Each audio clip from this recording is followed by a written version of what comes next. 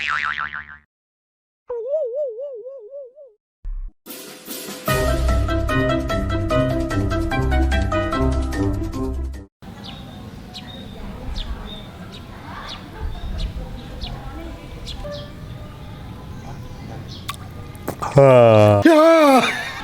Swastiastu pemirsa, bertemu lagi dengan saya Wayan Agus Golden Sengap, host fenomenal dalam program acara Obras, obrolan ringan tapi bernas. Dok, ini sebenarnya ada tak konangan nih hal yang prinsip nih. Apa? Tentang persalinan ya nih dok. Bersalin. Kenapa namanya persalinan dok? Kenapa nggak perubahan dok? Karena dia Bersalin. Bersalin dia bayinya, bersalin keluar. Oh. Gini, proses persalinan. Sebenarnya gini ya, dari dulu saya mikir, seberapa lama sih kita boleh menunggu sebuah proses persalinan? Nah. Artinya dari mulai sakit-sakit sampai bayi lahir. Ya. Apa sejam? Apa sehari? Apa seminggu? Apa sebulan? Apa sebulan? Ini yang mungkin dari dulu, zaman dulu kala kita belum penelitian, belum begitu banyak, sehingga proses persalinan ini banyak sekali mengambil korban, baik kematian ibu, kematian bayi. Nah, dari penelitian zaman dulu mungkin pikiran sederhana dulu adalah proses persalinan itu kan mengambil waktu gitu. Ambil waktu. Jadi berapa lama pembukaan mulut rahim ini berlangsung sampai kita menunggu sampai dia lahir. Ya, dari bukaan itu. Bukan satu, bukaan dua, berapa jam dia perlu waktu. Apa dia seperti CPNS juga perlu ada bukaan? Harus ada bukaan. Nggak ada bukaan gimana ada keluaran? Oh, kalau nggak ada bukaan nggak ada keluaran Nggak ya? ada keluaran. Nah itu waktunya bagaimana dok? Zaman dulu ada kita punya kurva. Oh dulu zaman ya? Zaman dulu itu. Bukan menitan? Bukan, zaman itu. Zaman dulu. Zaman dulu bukan menitan, bukan harian.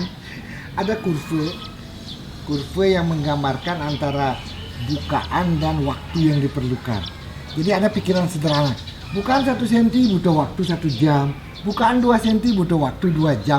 Nah kalau kita lihat kurvanya berarti seperti garis lurus nanti namanya kurva linier. Kurva Linier, lurus dia. 1 jam, 1 cm, 2 jam, 2 cm gitu. Pikiran blok, pikiran sederhana. Tapi ternyata dari penelitian, ternyata tidak sesederhana itu. Ternyata butuh ada beberapa fase persalinan ini. ada beberapa fase. Ya. Nah, ini yang perlu diketahui beberapa fase. Berarti tidak perlu di rumah sakit, berarti hanya di fase saja orang bisa lahir. Iya, di fase lahir. Oh, di fase ini bisa lekat, bukan di rumah sakit. Berarti berapa fase? Apa saja, dok? Ada, ya katakanlah ada fase lambat, ada fase cepatnya. Nah, fase lambat ini kadang-kadang ngeselin, kita lama nungguin. Bukaan dari 0 sampai 3 cm aja bisa kita butuh waktu sampai 18 jam, bayangin tuh. 18 jam. Bahkan dari 0 sampai 3 dari cm. mulai proses persalinan mulus-mulus itu sampai bukaan maju sampai ke 3 cm, kadang-kadang sampai 1 hari kita nunggu. Sampai 1 hari. Iya. Ribet kan? Tiap sekian jam kita periksa, kan kita takutnya harus Itu fase lama. bukaannya harus dimonitor. Nah, ketika mulai 4 cm, maka terjadi fase cepat ya. Wah, cepat antara 4 sampai ke 8 cm itu bisa cepat ya. Antara kalau ini 4 sampai normal, 8 cm. ya, Yang normal. Ini fase normal lah ya. Ya. Semua sesuai dengan teori lah katakanlah. Tapi kan hidup nggak seindah itu. Kadang-kadang macet lah, macam-macam. Sekarang misalnya apa, ketabanan rasanya aman, nggak apa-apa. Tahu ada orang ngaben macet kan kita nggak tahu. Ya. Namanya juga perjalanan. Maka saya ibaratkan persalinan itu seperti di jalan di darat, kita di jalan lah bisa macet, bisa macam-macam. Semua bisa kita resiko. Tapi tetap ada standar prosedur yang harus kita ikutin. Nah, yang saya sebenarnya herankan dari proses persalinan itu, dok. Nih, contoh nih, maaf dok. Kenapa orang bisa diperkirakan ya? Perkiraan tanggal sekian sampai tanggal sekian. Ada rumusnya, itu kan penelitian. Itu sudah ada orang-orang pakar-pakar penelitian, mungkin ribuan persalinan dia amati sehingga menimbulkanlah satu teori kan gitu. Oh, dari penelitian digabung, dirangkum ya dibuat teori. Makanya jadi beda diprediksi. Ada diprediksi, ada sebuah rumus nanti. Makanya sampai berapa lama kita menunggu kehamilan itu? Apa sebulan, 2 bulan? Kenapa disebut prematur? Kapan disebut hamil cukup bulan kan ada? Kapan disebut hamil lewat waktu? Nah, hamil cukup bulan dari penelitian lagi ini. Penelitian itu apa? Bahwa umur segini ini bayi sudah cukup pantas untuk lahir. Dia sudah bisa hidup di luar. Fungsi jantung, fungsi paru semua sudah bagus. Nah, itu cukup bulan namanya. Cukup bulan. Dihitung mulai umur kehamilan 37 minggu sampai 42 minggu. Jadi 37 sampai 42 ini disebut kehamilan cukup bulan. Kalau lahir 37 sampai 42. 42. Bukan kode alam ya. Ya, bukan, Itu bukan kode alam, itu kode bayi. Jangan dipasangin token. Kalau lahir di bawah 37 minggu, kita sebut lahir prematur. Kalau lahir di atas 42 minggu, kita sebut lahir lewat waktu, persalinan lewat waktu. Lewat waktu. Iya. Tapi biasanya persalinan akan terjadi sekitar usia 38 sampai 40 minggu. Kalau dalam bulan? Dalam bulan kira-kira sekitar 9 bulanan lebih. Oh, jadi benar orang bilang prinsip orang berumah tangga itu 2159. Dua insan berlainan jenis laki perempuan menjadi sebuah satu kesatuan dalam hubungan asmara. 15 menit merasakan kenikmatan, 9 bulan menanggung akibat. Itu betul. Berarti itu ada yang 9 bulan. Itu fase normalnya. Sudah menggerut. Belum. Nah terus kalau menangani kemudian, nah maaf nih dok, tentang persalinan, ada musibah. Belum waktunya mereka hamil, ada sebuah insiden kecelakaan terjadi pendarahan. Apa yang menyebabkan kadang-kadang itu? Kan gagalnya sebuah kehamilan kan bisa aja terjadi. Banyak itu abortus kan, keguguran kalau kita sebut, kalau usianya dia di bawah 12 minggu 3 bulan. Ya, itu keguguran. Atau sebelum, kalau kita saklek ngomong per definisi, sejatinya keguguran itu adalah berakhirnya kehamilan sebelum janin cukup bulan, sebelum dia mampu hidup di luar itu. Nah, ini kita ngomong persalinan dulu dong. Kalau ini maksudnya begini. Persalinan prematur jadinya. Nah, itu persalinan prematur di jadinya. Bawah 37 minggu. Di bawah 37 minggu. Nah, kita bisa mentoleransi kalau di atas 28 minggu. 28 minggu ke atas diperkirakan berat bayi sudah di atas 1 kilo. Ya. Jadi masih ada peluang untuk hidup. Nah, kalau kemudian orang itu, nah satu contoh, saya punya keponakan ini. Ya. Lahirnya kita memaksakan, kita nunggu sampai 1 bulan. Biar cukup umur kandungannya, baru kemudian diangkat di sesar. Itu saya pernah punya dok. Nah, bagaimana cara mengurus persalinan ketika bayi itu dianggap belum mateng, tapi ada akhirnya selamat dan sama ketika besar sehat Bisa sekali. saja. Karena gini, idealnya kan kita selalu menginginkan persalinan cukup bulan. Ya. Kan itu idealnya. Tapi sekali lagi hidup kadang-kadang tidak seindah apa yang kita inginkan. Kadang-kadang kita berhadapan dengan persalinan prematur. Nah, kalau kita menghadapi persalinan prematur, ya tetap kita usahakan maksimal. Kalau masih ada waktu, kita berikan suntikan obat untuk lebih mematangkan paru-paru janin. Yang paling prinsip dari organ tubuh janin itu paru-parunya, jantungnya. Kemampuan paru dan jantung. Dua itu. Iya. Kemampuan paru kan dia harus bisa menghisap oksigen. Gini loh, bayi dalam kandungan tuh kan saya ibaratkan seperti orang kos-kosan. Dia masih makan dari ibunya.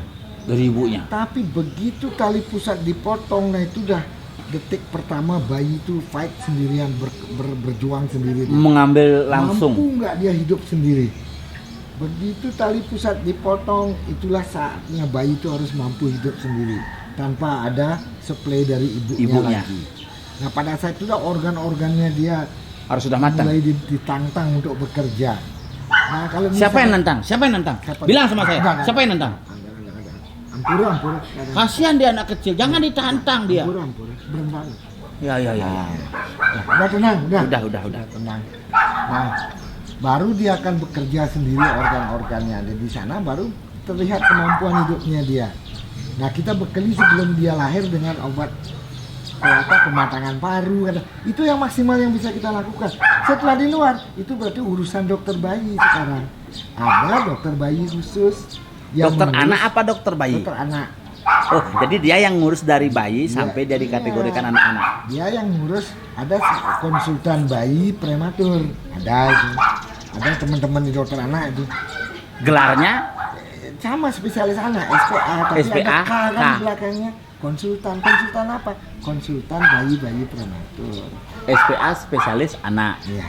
SPOG K juga konsultan apa dia? Saya konsultan fertilitas. karena saya kira dulu dokter Sugiyasa Jaya itu SPOG itu spesialis orang gila. Dulu pernah jadi seperti itu, tapi sudah sembuh. Apa artinya SPOG itu? Spesialis orang gila. Serius nih, iraga budon demi lu budo. Spesialis obstetri ginekologi. Obstetri Ginekologi. Jadi ilmu kebidanan dan penyakit kandungan. Oh. Obstetri itu ilmu kebidanan. Obstetri Ginekologi itu penyakit ginekologi, kandungan. penyakit kandungan. K-nya konsultan. Oh, jadi yang tidak memiliki K tidak boleh memberikan konsultan. Ya enggak dong, ya SPOG biasa kan boleh. Tetapi Ada. tidak memiliki bidang yang spesifik Iya. di bidang Ya konsultan. katakanlah Nah. konsultan itu subspesialisasinya. Ya, kalau masalah persalinan, ada yang katanya persalinan itu, maaf dok, bagaimana kategori orang di persalinan itu disesar, bagaimana kategori persalinan itu normal, bagaimana ada yang sekarang persalinan di air katanya. Ada nggak itu? Itu dia ini coba melahirkan sana. Persalinan normal, persalinan sesar, itu semua ada alasan medis. Alasan medis. Istilahnya indikasi medisnya ada. Indikasi medis ini bisa dari faktor ibu, bisa dari faktor bayi. Dari faktor ibu. Dari faktor bayi. Nah, kalau dari faktor ibu, apa modelnya? Misalnya ibu yang mempunyai penyakit jantung ringan, katakanlah gitu, bisa hamil tapi tidak boleh ngeden terlalu kuat. Ibu yang pas kena serangan asma gitu misalnya, Ya. buru-buru disuruh ngeden, napas sendiri aja selengek-selengek, gimana mau disuruh ngeden? Nah, kalau kemudian ibunya tidak ingin sakit, Nah, itu ada istilah sesar atas permintaan. Bahasa Balinya on request. On request, Iya. pangsing sakit sesar saja. Panggilnya Nah, barang beten, maksudnya, panggilnya barang cewek.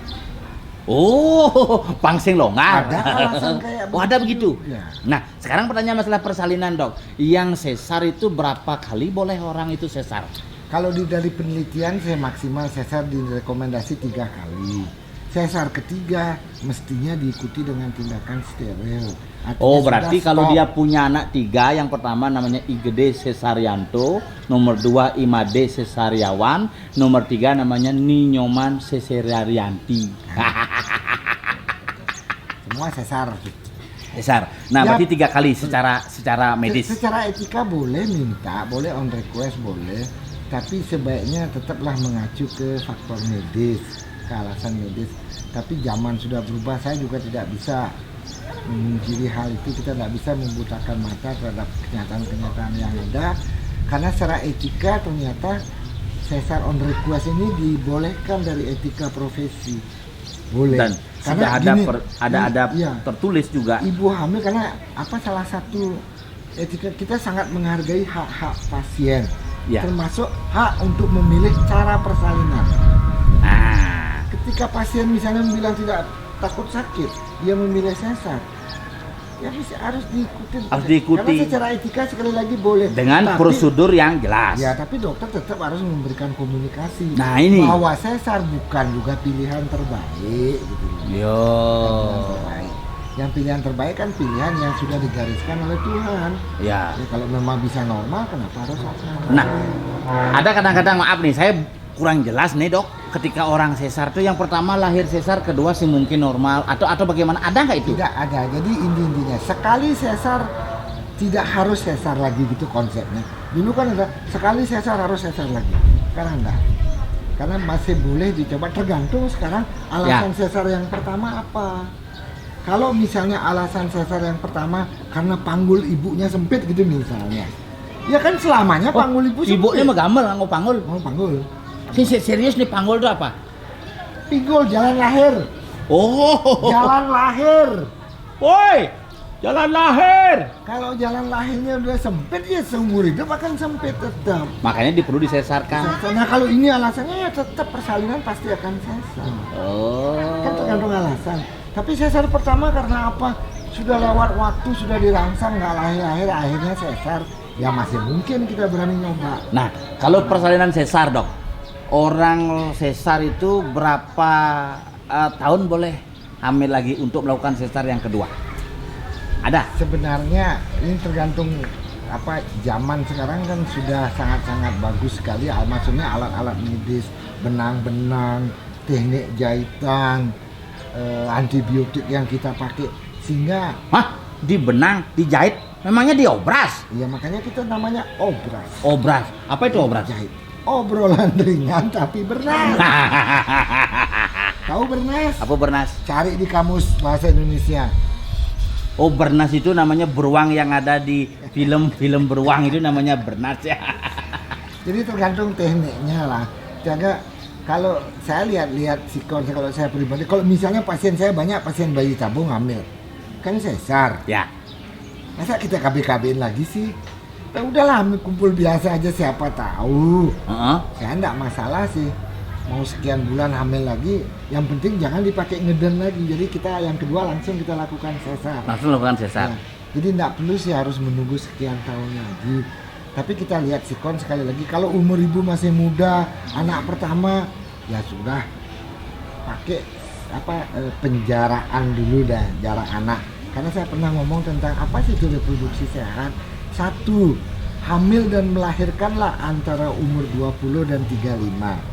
20 sampai ya, jangan melahirkan di bawah 20, jangan di atas 35. Ini kurun reproduksi sehat namanya. Dari penelitian ditemukan bahwa kalau hamil dan melahirkan antara 20 35, kualitas bayi kita bisa bagus. Iya. Secara penelitian? Ya. Kemudian kalau menjarangkan kelahiran, pakai jarak antara 2 sampai 4 tahun. Itu idealnya ya. Tapi kalau hamil pertama umur ibu sudah 34, masa mau kita suruh 4 tahun lagi?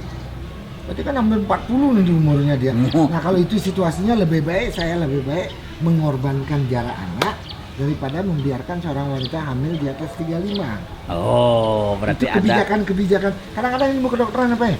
Tidak selalu kita saklek sekali gitu, enggak.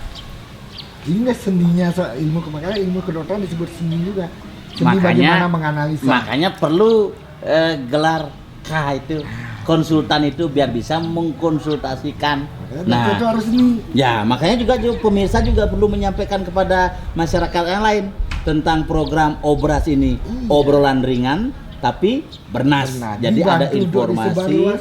Ya, itu disebarluaskan. Jangan diluaskan terus. Ya. Tidak mulai-mulai dia. Ya, diluas terus saya mulai-mulai, apalagi meluasan. Nah, ini harus secara medis kita memahami tentang proses persalinan, bagaimana persalinan, kemudian apa yang langkah-langkah yang harus diambil, kemudian bagaimana proses-proses. Nah, yang paling penting adalah menjaga dalam proses kandungan itu sampai lahir gitu, Dok ya. Ya, kalau saya sih konsepnya gimana ya?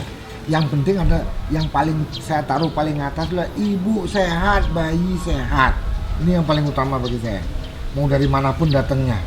Nah, sepanjang persalinan normal dimungkinkan ya kenapa tidak? Ya. Tapi kalau persalinan normal berisiko, ya jangan ngambil risiko. Kan hidup itu timbangannya gitu-gitu aja sih. Yang penting dua-dua sehat, itu aja konsep saya. Mau dari manapun datangnya. Kita lihat, makanya sering pasien, "Dok, gimana Dok bisa normal?" Sudah mengalir saja, nanti adik bayi nyari jalan sendiri. Itu akhirnya kesimpulan saya. Nah, ini benar loh, Jo. Yang penting sama-sama untuk menjaga pasien, menjaga komunikasi dengan dokternya. Dokternya juga menjaga komunikasi dengan pasien sehingga sama-sama saling terjaga. Dokter harus memenuhi hak-hak pasien. Ya, harus itu. Hak yang paling penting dari pasien adalah hak untuk mendapat informasi. Jadi dokter harus menjelaskan. Bagi saya tidak suka jadi diktator istilah saya. Ibu harus begini. Nah, saya lebih baik saya menjelaskan dengan sedetail mungkin biar pasien paham bagaimana situasinya, baru pasien yang ngambil keputusan. Benar Dok, paman saya di rumah menjalankan diktator di sawah itu. Dia punya 4 traktor itu. Apa? Traktor. Traktor. Nah, ingat, pasien juga punya hak, dokter juga punya hak. Makanya Anda harus punya hak. Jangan Anda kalah sama sepatu. Sepatu saja punya hak. Kenapa kita tidak punya hak? Nah, ya, ada yang ingin disampaikan lagi? Nah, jadi intinya pesan saya kepada ibu-ibu yang mau persalinan normal, tolonglah ya. Persalinan normal 100% tenaga si ibu. Saya sama suami cuma bisa ayu-ayu. Gak bisa membantu, mau gimana bantu? Kita bantu ngedan nanti kentut keluar. Tapi tetangga saya dia melahirkan dengan tenaga surya. Nah, itu solar cell namanya. Enggak, karena dokternya namanya Pak Surya. Oh, begitu. Dengan tenaga Pak Surya, artinya anaknya lahir, makanya disebut dengan Tetap ibunya dokter yang ngedan. tenaga. Ibunya ngedan. Jadi wanita harus tangguh. Nah, karena persalinan normal tuh sakit sekali. Bukan sakit 2 kali lagi. Salah, jadi wanita harus tante. Kalau tangguh tuh jadi pria namanya Pak Tangguh. Mana ada tante tangguh? Dokter nih ngai-ngai. Ya pemirsa, obras yang berbahagia, obrolan kita semakin berkembang dan saya sudah mulai kembang. Mengkerut. Obrolan semakin berkembang, Saya menjadi mengkerut. mengkerut. Tapi jangan lupa saksikan kembali tayangan-tayangan di channel Obras, obrolan ringan tapi bernas. Salam reproduksi sehat.